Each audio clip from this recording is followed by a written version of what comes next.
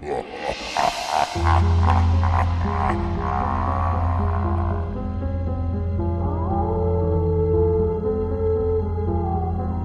back, my good people. I'm your host, P of Pinpoint Pictures. Shout out and thank you to all the returning subscribers.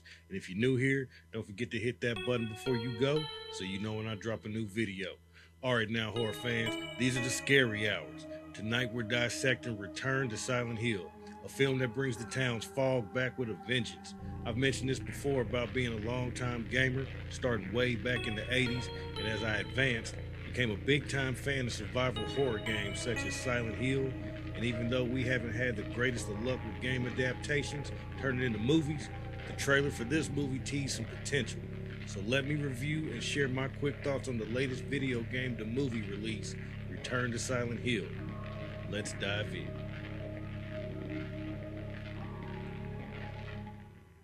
A 2026 horror mystery directed by Christoph Gans, starring Jeremy Irvine and Hannah Emily Anderson. When a mysterious letter calls him back to Silent Hill in search of his lost love, James finds a once recognizable town and encounters terrifying figures, both familiar and new, and begins to question his own sanity. So I don't know exactly what my expectations were for this film. I mean, I knew I really wanted to like it, but I guess I just really wanted it to be as close to the game as possible. I love everything about the Silent Hill games and just recently ran through Silent Hill F and the Silent Hill 2 remake, which this is based off. And gotta say, the trailer made it look pretty damn close to what we needed to see on the big screen. Return to Silent Hill is a visually ambitious, atmosphere-first psychological horror that rewards patience and leans hard on practical creature work, ritualized imagery, and a lead performance that anchors the film's emotional core. Here we have James, a grieving man who receives a mysterious letter from his wife that draws him back to the creepy little place Silent Hill and finds the town reshaping his memories into monsters. The town's fog and rituals force him to confront memories, guilt, and a past that won't stay buried. This film really plays out like a slow burn, trading exposition for a series of encounters that feel like fragments of a nightmare, and everything in the town is a manifestation of his grief, mirroring his inability to move on. Jeremy Irvine carries an emotional performance of decaying desperation, the best he can with what he has to work with. The dialogue is a bit suspect for the entire cast, but he does a fine job portraying the lead character, James. So let me get into some pluses and minuses. Well, I'll start off positive. They nailed the signature foggy atmosphere that we all know and love, which makes up the Silent Hill design. The creature work and practical effects are top notch, especially when we get to the nurses. I love them. Their appearance and creepy movements are straight from the game. Pyramid Head looks solid as well.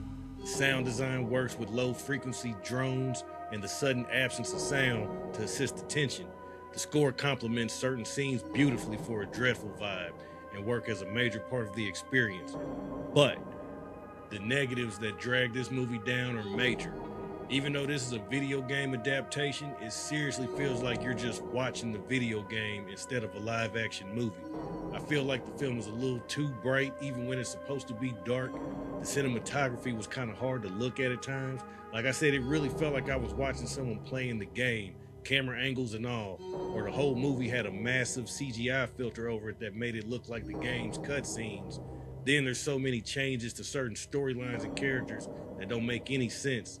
If you're not familiar with the game and are just checking out the movie blindly, then you won't notice the difference. You'll probably just have questions of your own, but the changes will stick out to longtime fans. I get it, we're trying to break down and condense a 10+ hour game into an hour and a half, but damn, this was a painful watch. I hoped it would hit the mark, but it didn't, and I'm part of the minority that like Welcome to Raccoon City, so that should tell you something about my taste. Overall, I'll give Return to Silent Hill 2 stars out of 5. It's really not scary at all and semi-boring with little to no action. It's sad because fans of the franchise like myself wanted to see something monumental, but there's probably more enjoyment watching a walkthrough of Silent Hill 2, the actual game. You don't know what kind of hell you have to face. All right, my good people, thanks for joining this Scary Hours deep dive into Return to Silent Hill. If you love survival horror game adaptations or atmospheric storytelling, then you might have a slightly different opinion than I did. So if you've seen Return to Silent Hill, let me know what you thought about it in the comments.